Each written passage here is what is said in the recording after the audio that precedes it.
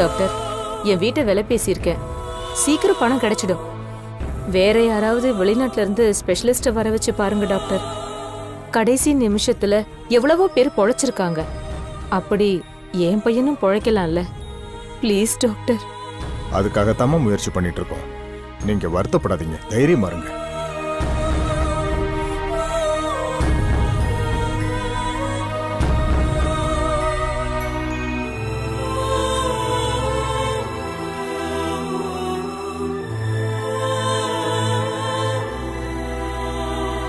கூப்பிட்டீங்களா டாக்டர்?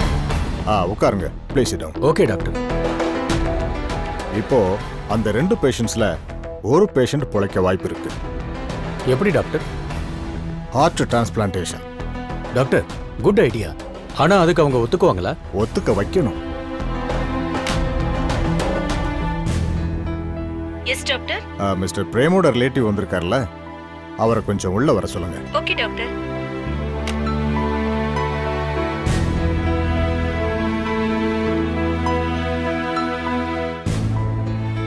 வாங்க மிஸ்டர் மௌலி, உட்காருங்க. Please sit down.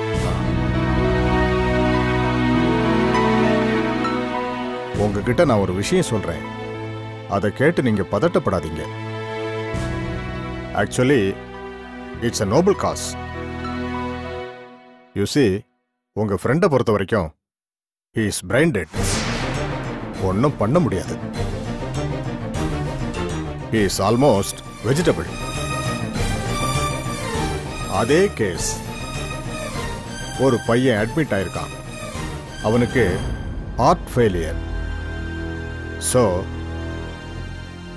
பிரேமோட ஹார்ட் எடுத்து அந்த பையனுக்கு அந்த ஹார்ட்டை வச்சா ஒரு உயிரை பிழைக்க வச்ச புண்ணியம் உங்களுக்கு கிடைக்கும். What do you say? No.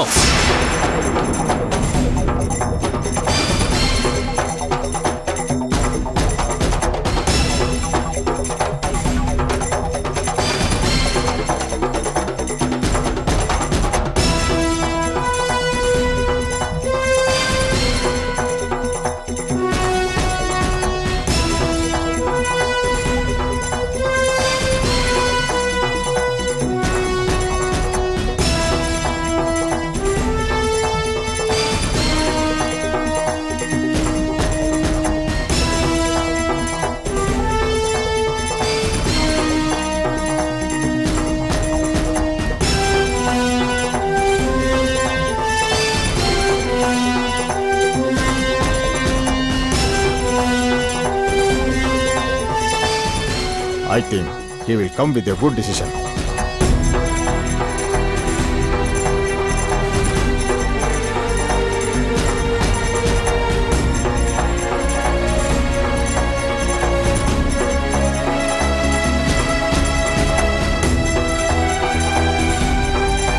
அவர் மனைவி கிட்ட இந்த விஷயத்தை சொல்லிட்டீங்களா? இன்னும் இல்ல டாக்டர். இத நான் எப்படி டாக்டர் சொல்லுவேன்? அவங்களுக்கு நீங்க அண்ணன் தானே? ஆமா. அப்போ நீங்க என்ன முடிவெடுத்தாலும் அவங்க சம்மதிப்பாங்கல்ல? ஆமா டாக்டர். அப்போ உங்களால ஒரு உயிரை காப்பாற்ற முடியுமா? இங்க பாருங்க மிஸ்டர், என்னடா ஒரு டாக்டர் இப்படி சொல்றானேன்னு நினைக்காதீங்க. அந்த பேஷண்ட் எப்படியும் பிழைக்க போறதில்ல. குறிப்பா அவர் உடம்புல இதயம் மட்டும்தான் துடிச்சிட்டு இருக்கு. அதுவும் சில நிமிஷங்கள் வரைக்கும் தான். அந்த இதயத்தை எடுக்க சம்மதிச்சீங்கன்னா இந்த அம்மாவோட பையனை பிழைக்க வைக்கலாமே? எப்படி டாக்டர் நான் சம்மதிக்க முடியும்? அவனை எப்படியாவது காப்பாத்த முயற்சி பண்ணுங்களே. அது முடியாததுனால தானே இதை நாங்க சொல்றோம். தம்பி, இங்க பாருங்க, நீங்க யாருன்னு தெரியாது. ஆனாலும் இப்ப எனக்கு கடவுள் மாதிரி தெரியுறீங்க. என் பையனோட உயிர் இப்ப உங்ககிட்ட தான் இருக்கு. எனக்கு என் பையனை விட்டா வேற யாருமே இல்ல தம்பி. என் கணவரும் என்னை விட்டு போயிட்டாரு. அதுக்கப்புறம் ரொம்ப கஷ்டப்பட்டு இவனை வளர்த்திருக்கேன். நான் அவன் மேல பாசம் வச்சிருக்கிற மாதிரி அவனும் என் மேல பாசம் வச்சிருக்கான். எந்த சூழ்நிலையிலயும் நான் கஷ்டப்படுறது அவனுக்கு பிடிக்காது. வேலைக்கு போயிட்டு வந்தாலும் அந்த களைப்ப கூட நான் அவன்கிட்ட காட்ட மாட்டேன். அதே மாதிரிதான் அவனும். அவனுக்கு சாதாரணமா ஒரு தலைவலி வந்தாலும் என்னால தாங்க முடியாது. அதனாலதான் இந்த விஷயத்தை கூட அவன் என்கிட்ட சொல்லல. சாதாரண நெஞ்சு வலின்னு அவனு நினைச்சுக்கிட்டு இருந்தான். ஆனா அந்த வலி அவன் உயிருக்கு வர்ற ஆபத்தை சொல்லுதுன்னு அவனுக்கு தெரியல. இப்ப அவனுக்கு மட்டும் ஏதாவது ஒண்ணுன்னா இந்த உலகத்துல நான் மட்டும் இருந்து என்ன பிரயோஜனம்? அவன் போன அடுத்த நிமிஷமே நானும் போயிடுவேன். ஏமா என் நிலைமைய தெரியாம நீங்க பேசுறீங்களே. அத தெரிஞ்சுக்கிற அந்த நேரத்துல ஏன் பையன் இல்லாம போயிட்டான்னா துடிச்சிட்டு இருக்கிற அந்த இதயம் நிக்கிறதுக்குள்ள அத வச்சு இன்னொரு உயிரை காப்பாத்துங்க தம்பி. ஒரு உயிர் இல்ல, அவனோட சேர்ந்து என்னோட உயிரும் இருக்கு. 2 உயிரையும் நீங்க தான் தம்பி காப்பாத்தணும். எப்படியாவது மனசு வைக்க தம்பி, ப்ளீஸ் தம்பி.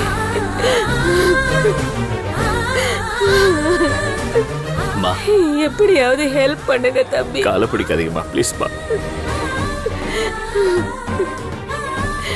ஏதாவது முடிவு பண்ணுங்களேன் சார். தம்பி, நீங்களே இவ்வளவு பாசமா இருக்கீங்கன்னா இவரோட மனைவி மத்தவங்க எல்லாம் எவ்வளவு பாசமா இருப்பாங்க. இந்த விஷயத்த சொன்னா அந்த அதிர்ச்சியில இருந்து மீளவே அவங்களுக்கு ரொம்ப நேரமாகும். அதுக்குள்ள இங்க 2 உயிர் போயிரும் போல் இருக்க. தம்பி, தயவு செஞ்சு காப்பாத்துங்க தம்பி, ப்ளீஸ் தம்பி. என்னம்மா, உங்களை தான் நான் கடவுள் மாதிரி நம்பி இருக்கேன். எப்படியாவது என் பையனை காப்பாத்துங்க தம்பி, ப்ளீஸ்.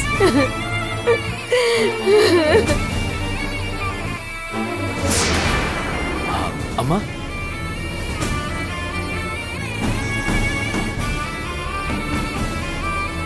உடனே ஷிஃப்ட் பண்ணுங்க, வார்டுக்கு ஷிஃப்ட் பண்ணுங்க.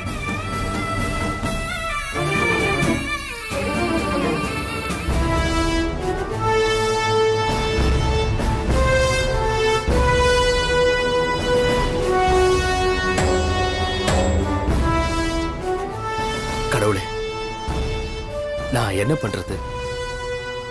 ஏன் என்னை இப்படி சோதிக்கிறேன்? ஒரு பக்கம் பிரேம் இறந்துட்டு இருக்கா, இன்னொரு பக்கம் ஒரு தாயோட பையன் பிழைக்கிறதுக்காக போராடிட்டு இருக்கான். நான் யார் பக்கம் நிக்கிறது? இதுக்கு முடிவு எடுக்க வேண்டியது சக்தி தானே. ஒருவேளை நான் சரின்னு சொல்லி ஏன்னா இப்படி பண்ணன்னு சக்தி கேட்டான நான் என்ன பதில் சொல்லுவேன்?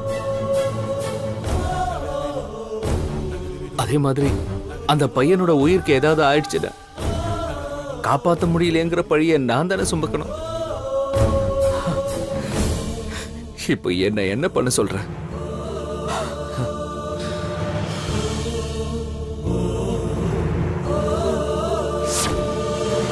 மௌலி, நீ என்ன யோசிக்கிற? ஒரு உயிரை காப்பாத்துறத பத்தி தான் நீ யோசிக்கணும். நிச்சயமா பிரேம் பிழைக்க மாட்டான்னு தெரிஞ்சிருச்சுல. அவன் இல்லைனாலும் அவனோட இதயம் உயிரோட வாழட்டுமே. அந்த இதயம் வாழ்ந்தாலே பிரேம் வாழ்ந்த மாதிரி தானே. இனி யோசிக்கிறதுக்கு நேரம் இல்ல. சரின்னு சொல்லு மௌலி.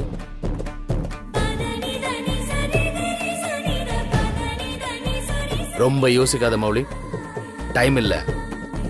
2 உயிர் போக நேரம் நெருங்கிட்டு இருக்கு. அதுல ஒரு உயிர் போகாம உன்னால காப்பாத்த முடியும். மத்தவங்களை பத்தி நீ கவலைப்படாத.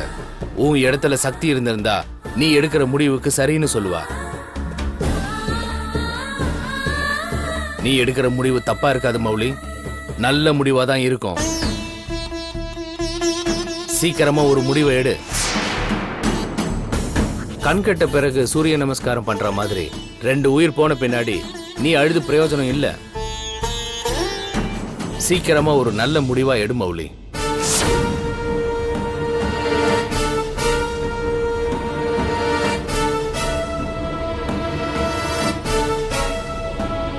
டாக்டர். S mister Mouli. நீங்க சொன்ன மாதிரி ஆபரேஷனுக்கு நீங்க ஏற்பாடு பண்ணுங்க. Really?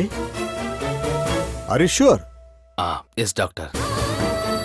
Great, Mr. Mowgli. Thank you very much.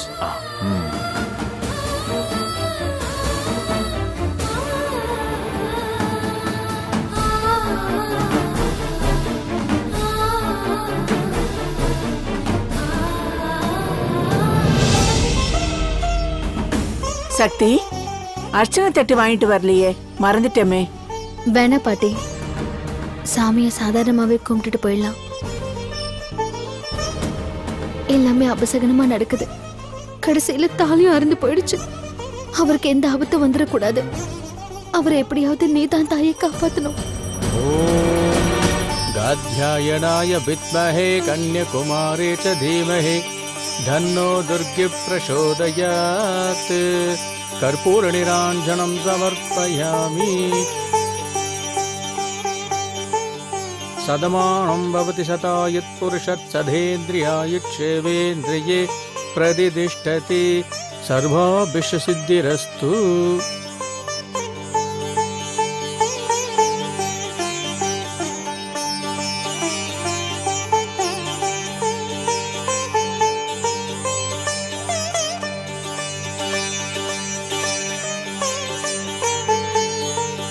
போலாம். உட்காருங்க அண்ணே.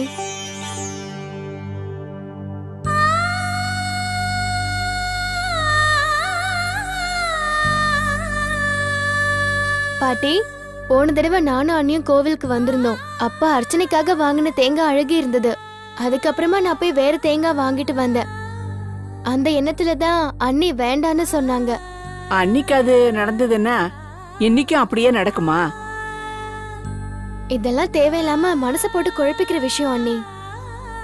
சரி சௌந்தர்யா, ஆனா எனக்கு என்னமோ உறுத்தலாவே இருக்கு. இது வரைக்கும் இந்த மாதிரி அருந்ததே இல்ல. அவ்வளவு பெரிய ஆக்சிடென்ட் ஆகி நான் ஹாஸ்பிட்டல்ல இருந்த போது கூட தாலிக்கு எதுவும் ஆகல. பத்திரமா தானே இருந்தது. சுயநலவே இல்லாம நான் இருந்தப்போ யாரு வேணாலும் அதை கட்டிட்டு போயிருக்கலாம். ஆனா அப்படி யாருமே பண்ணல. அப்பெல்லாம் பத்திரமா இருந்தது. இப்போ சாதாரணமா அருந்து விழுந்துருச்சு. அதான் ரொம்ப உறுத்தலாவே இருக்கு. ஐயோ, நான் ஒரு பாவி. உங்களை விட்டு விலகி இருந்தப்போ உங்களுக்கு எதுவுமே நேரல. இப்ப நான் உங்களோட வந்து ஒண்ணு சேர்ந்த அப்புறமா இப்படி எல்லாம் நடக்குது அண்ணி. அண்ணி, என் மனசுக்கு ரொம்ப கஷ்டமா இருக்கு அண்ணி. சௌந்தர்யா, அதெல்லாம் எதுவுமே இல்ல. நீ உன் மனசு போட்டு குழப்பிக்காத. சரி அண்ணி, நீங்க எதையாவது நினைச்சு பயப்படாதீங்க. ஏன் சக்தி, எங்களுக்கெல்லாம் தைரியம் சொல்றவளே நீதான். நீயே இப்படி இருந்தா எப்படி? எல்லாம் அம்மன் பாத்துக்குவா. கிளம்பு.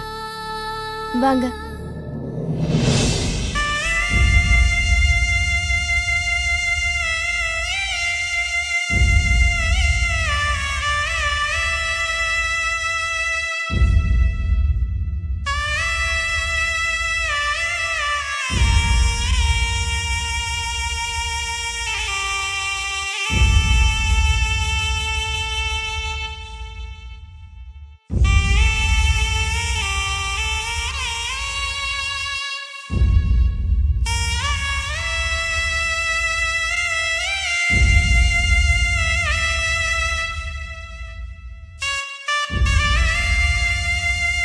தம்பி, நன்றி.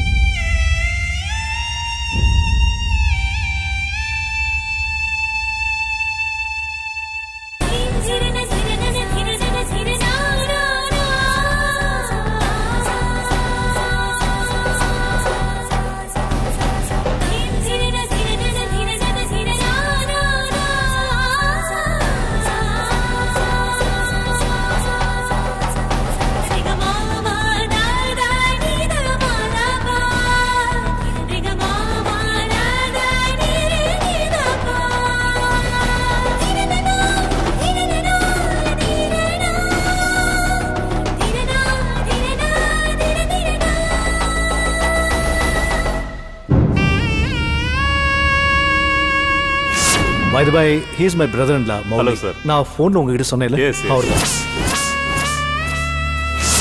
கஷ்டப்படுறாங்கண்ணா, அவங்களுக்கு பணம் ஏதாவது கொடுத்து உதவி பண்ணலாம். அப்படி இல்லைன்னா அவங்களுக்கு கம்பெனியில் வேலை போட்டு கொடுக்கலாம். பொதுவாக யாராக இருந்தாலும் இதை தான் செய்வாங்க. ஆனால் நீ எனக்கு பிஸ்னஸே தூக்கி தரிய காரணம் ஃப்ரெண்ட்ஷிப் தானே? இல்லை மௌலி. பின்ன என் தங்கச்சியை நீ கல்யாணம் பண்ணிக்கிட்டியே, அதானே? அதுவும் இல்லை. நீ என் பையனுக்கு தாய் மாமன்.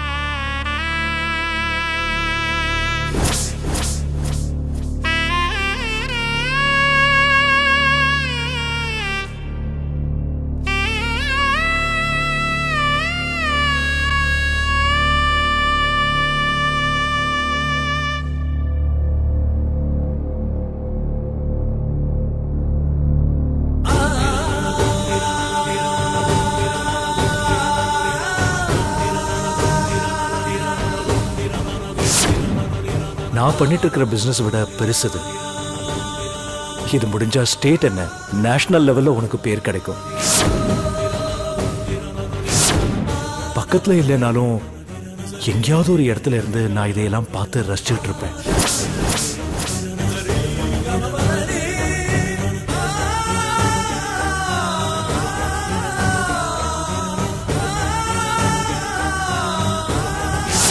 முதல்ல மாதிரி நீ இருக்கக்கூடாது மௌலி. நீ மாறணும். கோவத்தை எல்லாம் விட்டுறணும்.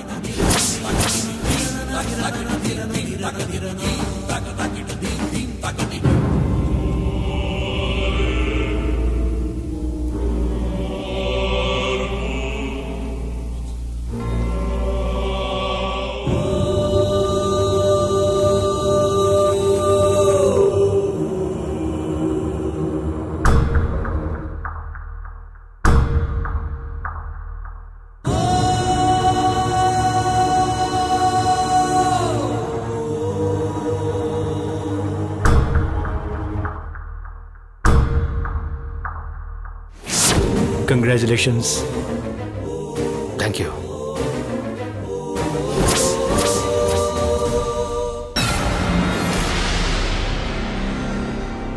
டாக்டர், என் பையன் ஆபரேஷன் நல்லபடியா முடிஞ்சிருச்சு.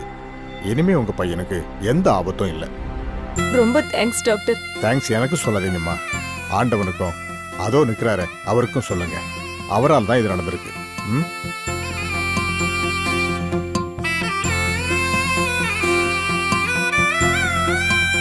மிஸ்டர் மௌலி,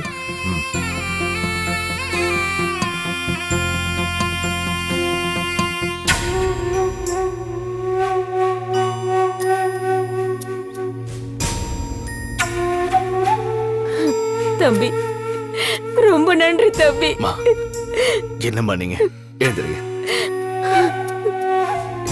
என்ன மன்னிச்சிடுங்க தம்பி. எந்த உயிரும் போக கூடாதுன்னு நினைக்கிறவதான் நான். இப்ப கூட ஏதாவது ஒரு வழி இருந்தா அதுக்குதான் நான் சரின்னு சொல்லியிருப்பேன். உங்களோட வேதனை என்னன்னு எனக்கு புரியுது. எனக்கு உதவி பண்ண உங்களுக்கு என்னால உதவி பண்ண முடியலையே. அப்படி உதவின்னு பார்த்தா இந்த ஜென்மம் பூரா நாங்க 2 பேரும் உங்களை நினைச்சு நன்றி சொல்லிக்கிட்டே இருப்போம். என்னோட நன்றிய வேற எப்படி சொல்றதுன்னு எனக்கு தெரியலப்பா. கடவுளா நினைச்சுதான் உதவி கேட்டேன். கடவுளா இருந்து என் பையனை காப்பாத்திட்டீங்க. உங்களை பொறுத்த வரைக்கும் நீங்க அப்படி நினைக்கிறீங்க. ஆனா என்ன பொறுத்தவரை இது சரியா தப்பானே தெரியல. இப்ப வரைக்கும் எங்க வீட்டுல இருக்கவங்களுக்கு எதுவுமே தெரியாது. பிசினஸ் ஆரம்பிச்சுட்டு வருவான்னு நினைச்சிட்டு இருப்பாங்களே தவிர பணமா அவனை கொண்டு வருவான்னு நினைச்சிருக்கவே மாட்டாங்க. சாவு தனி ஒருத்தருக்கு தான் வருது. ஆனா அதனால பாதிக்கப்படுறது அந்த ஒட்டுமொத்த குடும்பமும் தான். இந்த கொடுமையை அவங்க எப்படி தாங்கிக்க போறாங்கன்னு தெரியல. இறந்த உயிருக்காக அழுவுறதா இல்ல இருக்கிறவங்களுக்கு ஆறுதல் சொல்றதா, நான் என்ன பண்ண போறேன்னு தெரியல. எத்தனையோ போராட்டத்துக்கு அப்புறம் இப்பதான் என் தங்கச்சிக்கு நிம்மதி கிடைச்சது. அந்த நிம்மதியும் இப்ப போகுது. அப்பான்னு கூப்பிடுற முத வார்த்தை கூட அவளோட பையனுக்கு இல்லாம போச்சு.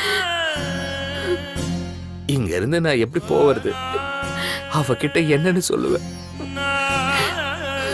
எதுவுமே புரியல.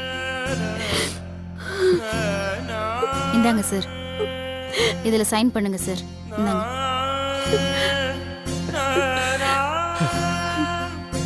என்ன கடைசியில இப்படி கையெழுத்து போட வச்சுட்டா. இங்க போடுங்க சார்.